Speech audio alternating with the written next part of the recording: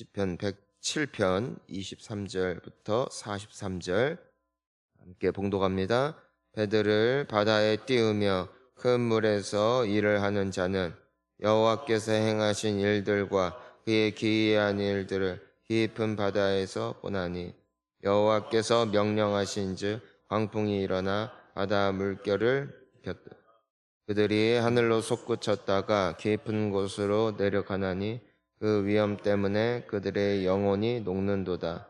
그들이 이리저리 구르며 취한 자같이 비틀거리니 그들의 모든 지각이 혼돈 속에 빠지는도다. 이에 그들이 그들의 고통 때문에 여호와께 부르짖음에 내가 그들의 고통에서 그들을 인도하여 내시고 광풍을 고요하게 하사 물결도 잔잔하게 하시는도다. 그들이 평온함으로 말미암아 기뻐하는 중에 여호와께서 그들이 바라는 항구로 인도하시는도다. 인생에서 행하신 기적으로 말미암아 그를 찬송할지로다. 백성의 모임에서 그를 높이며 자리에서 그를 찬송할지어다. 강이 변하여 광야가 되게 하시며 맹변하여 마른 땅이 되게 하시며 그 주민의 악으로 말미암아 옥토가 변하여 염전이 되게 하시며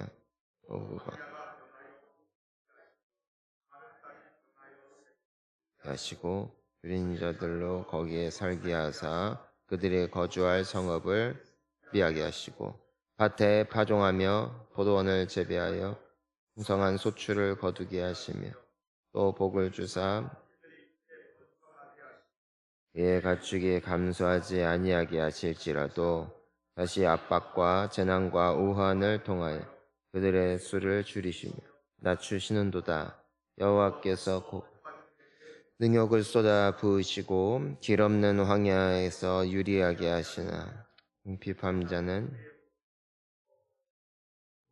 그의 가족을 양떼같이 지켜주시나니 정직한 자는 보고 기뻐하며 모든 사악한 자는 자기 입을 봉하리로다. 지혜 있는 자들은 이러한 일들을 지켜보고 여호와의 인자심을 깨달으리로다. 아멘. 할렐루야. 자, 오늘 이 시편은 사람들이 우리가 지난 이제 시간에도 계속해서 함께 나눈 것처럼 이 이스라엘의 역사 중에 70년 동안 포로 생활을 할 때가 있었잖아요. 그리고 이제 돌아왔을 때 하나님의 그 행하신 일들을 바라보면서 감사 올려드리며 이 부른 찬송, 그 시가 바로 이 시편 107편입니다.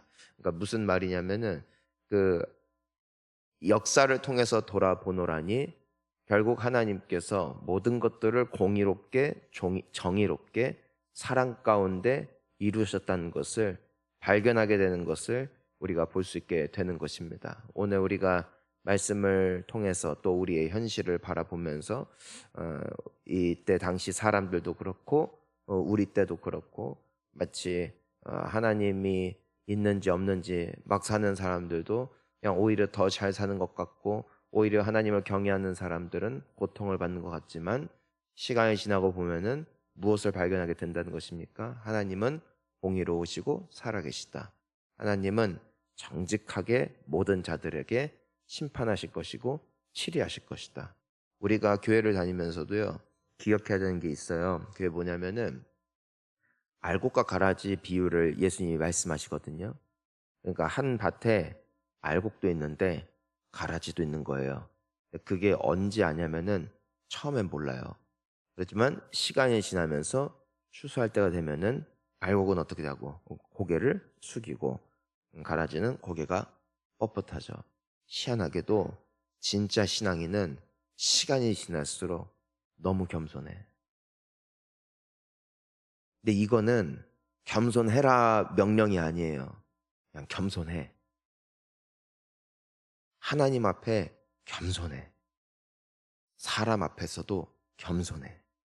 나대질 않아. 그런데 쭉정이는요, 뻣뻣해. 교만해.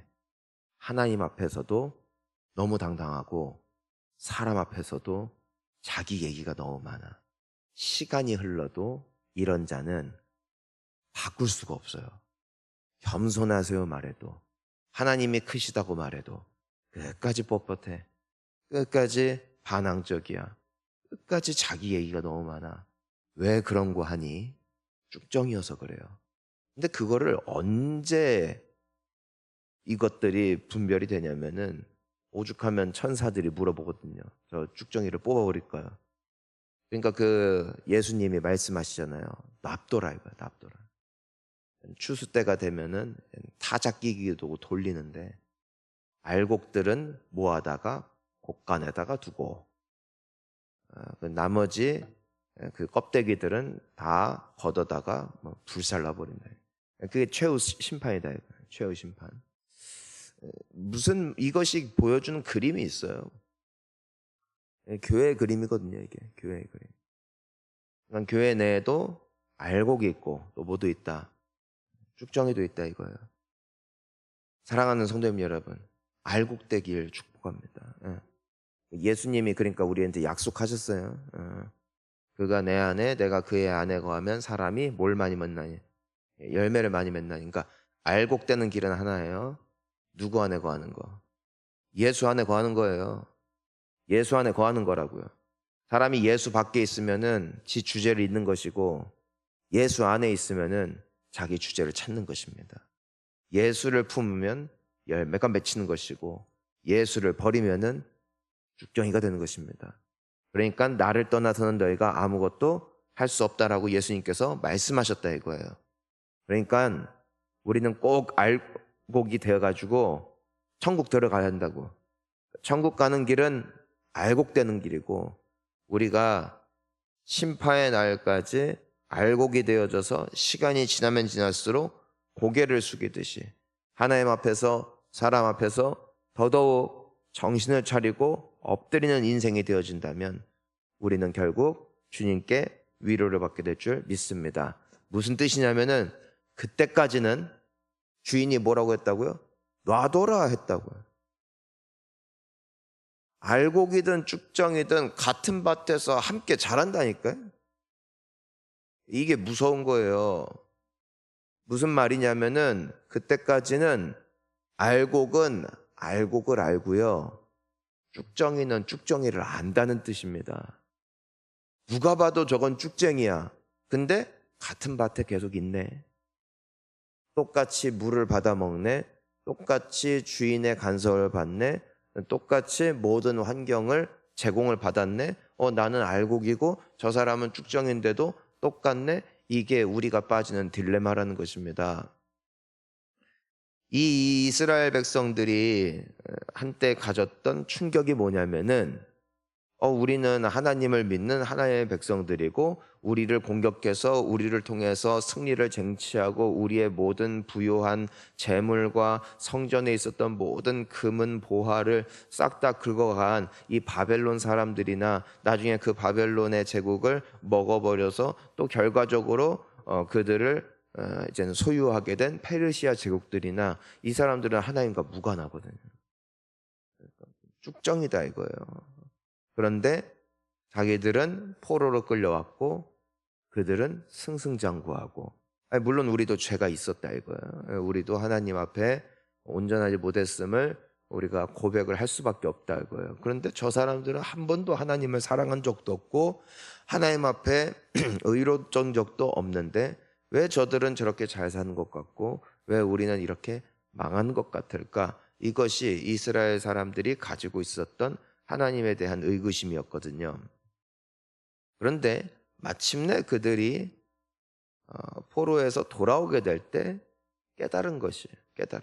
하나님은 공의의 하나님이시구나.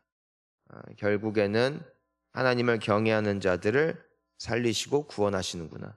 당시에 이 제국들은 뭐 굳이 그 속국에 있는 사람들을 그 땅으로 돌려보낼 이유가 없어요. 그런데 해줬단 말입니다. 그러니까 하나님께서는 그렇게 역사하셨다는 것이죠. 그래서 우리가 오늘 3절부터 보면은 우리 쭉 한번 보니까 뭐라고 되어 있어요? 배들을 바다에 띄우며 큰 물에서 일을 행하는 자는 여호와께서 24절 읽읍시다. 여호와께서 일과 그의 기이한 일들을 바다에서 보나니 25절 여호와께서 명령하신즉 광풍이 일어나 바다 물결을 일으키는도다. 예. 여러분 여기에서 우리가 주목해야 되는 이쭉 단어가 32절까지 쭉 가는데 그 단어가 주목해야 되는 게 뭐냐면은 바다의 바다. 예. 그 바다가 무슨 의미냐면은 혼돈과 공포, 즉 인간이 제어할 수 없는 죽음의 영역을 뭐라 표현했냐면은 바다라고 불렀습니다. 바다. 그 고대인들은 바다에 대한 공포가 컸어요. 그 바다는 아이러니하고 미스테리하죠. 그 오늘날에도 뭐 잠수함 기술 등등 여러 심해 탐사 기술들이 많이 발달을 했는데 지금도 끊임없이 새로운 생물들이 발견이 되어지고 심해 뭐 1만 미터 이런 데까지 내려가는 곳들을 보면은 도무지 거기는 알 수 없는 미지의 세계. 그러니까 우리 인간들이 좀 저 드넓은 우주를 파헤친다고 로켓을 쏘아 올리지만 정작 바다도 정복을 못하고 지금도 매년마다 수백 개, 수천 가지의 새로운 종들이 끊임없이 발견되어지고 있는 이 자연 앞에 뭐 이제는 사람들은 그냥 속수무책이에요. 그냥 바라볼 수밖에 없는 것이고 이 정도면 다 알았다 하고 열심을 내보고 우주에까지 눈을 돌린 건데 여전히 정복하지 못한 곳들이 많이 있는 것이죠. 이 지구 내에도. 그런데 이 바다라는 곳은 그래서 이 고대인들에게 있어서는 죽음의 영역, 제어할 수 없는 영역. 그래서 오늘날에도 동일한 게 그 이제 배를 이제는 만들어서 조선소에서 처음 출항을 할 때에 온 나라에 하는 일종의 굿이 있습니다. 그게 뭐냐면은 뱃머리에다가 술병을 깨버리는 거죠. 뭐 보신 분들도 있을지 모르겠어요. 그러니까 서양에서도 맨날 하는 그거예요. 하나의 그러니까 그 바다의 신에게 기원하는 거거든요. 그래서 그 술병이 깨지면은 이 배는 안전하고 안 깨지면은 좀 재수가 안 좋은 것이다라는 미신이 오늘날에도 있어요. 그래서 그 커다란 배들을 처음에 출항을 할 때에는 다 똑같은 의식을 치르는 것을 보게 됩니다. 참고로 여러분들 잘 알고 있는 유명한 배 중에 타이타닉이라는 배가 있잖아요. 이 배에 얽힌 하나의 일화가 뭐냐면은 이 배가 처음에 주조가 끝나고 출항을 할 때에 똑같은 의식을 치렀는데 그 술병이 안 깨진 거지. 그래서 되게 불안해했대요, 사람들이. 그래도 세계 최고의 배인데 설마 가라앉을까? 가라앉았잖아요. 그러니까 또 역시 미신이 맞았다라면서 사람들 사이에는 또 오가는. 그렇다고 오늘부터 또 여러분 차 샀다고 밖에다 막걸리 붓지 말고 그냥 기도나 받으시고 그거는 그냥 그 사람들 얘기다 이겁니다. 그만큼 바다는 사람이 어떻게 못한다는 것이에요. 최고의 배를 만들어도 바다의 위험 앞에 가라앉을 수밖에 없는 영역이 오늘날에도 동일하게 이어지고 있다면 과거엔 더 했겠죠. 그런데 오늘 이 시편 기자가 하는 것이 무엇입니까? 여호와가 명령하시니까 광풍이 일어나 바다 물결이 일어난다. 그러니까 우리가 제어할 수 없는 영역을 하나님이 제어하시더라. 우리가 어찌할 수 없는 영역을 하나님께서 통치하시더라. 이것이 이 사람들이 하나님을 바라보며 올려드렸던 고백입니다. 여러분 그러니까 오늘날 우리가 할 수 있는 게 많을까? 없는 게 많을까? 없는 게 훨씬 많다. 우리가 시간이 지나면 지날수록 내가 선택할 수 있는 영역이 많지 않다는 걸 보게 돼요. 우린 태어나면서부터 그랬어요. 우리가 부모를 택했습니까? 나라를 택했습니까? 성별을 택했습니까? 언어를 택했습니까? 우린 선택한 거 하나도 없어요. 그냥 살다 보니 받아들인 거지. 여러분 우리가 꿈을 갖고 내가 이 일을 해야겠다. 그거 내가 선택한 것 같지만 그 길이 열렸으니까 내가 지금 그 일 해먹고 사는 거지. 그 길 막히면은 안 되는 거 아시죠? 아무리 박사학위 제가 3개 갖고 있는 분을 봤는데 백수예요. 왠 줄 알아요? 일자리가 없어요. 일자리 없으면 못 해요. 그러니까 아무리 내가 준비를 했다 할지라도요. 자리가 없잖아요. 그 사람은 백수인 거예요. 저는 미국에서 있을 때 수많은 정말 분들을 많이 만났는데 지금도 생각나는 분들이 계세요. 뭐 세탁소 하시는 분들인데 서울대 경제학과 나오신 박사님 계셨고 또 그 청소업체에서 일하시는데 그 한국에 계실 때 진짜 잘 나가는 그 부잣집 도련님 같은 분, 엄청난 분이에요. 근데 세탁소 하고 있더라고요. 아니 그 청소 이렇게 돌리고 있더라고요. 왜 그런 거 하면은 본인들도 그걸 몰랐대요. 당연히 그 정도 수준이고 똘똘하단 말이에요. 그러니까 영어도 자연스럽게 어느 정도 수준급으로 하는 분들이었어요. 의식이 있는 엘리트층이라고. 그런데 막히니까 할 수 있는 게 누구라도 뛰어들 수 있는 생활 전선에서 일한 것 외에는 답이 없더라는 것입니다. 여러분 인생은 바다예요. 여러분 우리가 배우자를 위해서 기도는 하지. 왜 기도밖에 못 할까? 기도밖에 할 게 없잖아. 내가 배우자를 위해서 잔소리를 안 해봤겠어요. 한마디로 협박을 안 해봤겠어요. 이혼 도장 몇 번 찍어봤을 거예요. 그런데 그렇게 하면 미안하다고 싹싹 빌어서 봐주겠다. 그렇게 수십 년을 살아봤다 이거예요. 바뀌었으면 기도 안 하지. 그러니까 의외로 배우자가 괜찮은 사람들은 새벽에 기도하기가 힘들어. 왜? 배우자가 말을 잘 듣거든요. 자식도 말을 잘 듣거든요. 근데 나에게 속삭이는 일들이 훨씬 많다고요. 인생은 바다라고요. 내가 제어할 수 없고 통제할 수 없는 영역이라고요. 그런데 여호와께서 명령하시니 광풍이 일어나 바다 물결이 일어나더라. 아무리 잔잔하고 내가 별짓을 다 해도 요동하지 않던 바다가 여호와께서 명하시니 물결을 일으키더라 이겁니다. 영혼이 녹더라는 것입니다. 그 모든 것들 가운데 하나님께서 통치하시고 통제하시는 것을 바라보게 되더라는 것입니다. 여러분 즉 인간이 물장구 친다고 파도가 칩니까? 절대로 안 칩니다. 예전에 그런 우스갯소리를 어렸을 때 한 적이 있어요.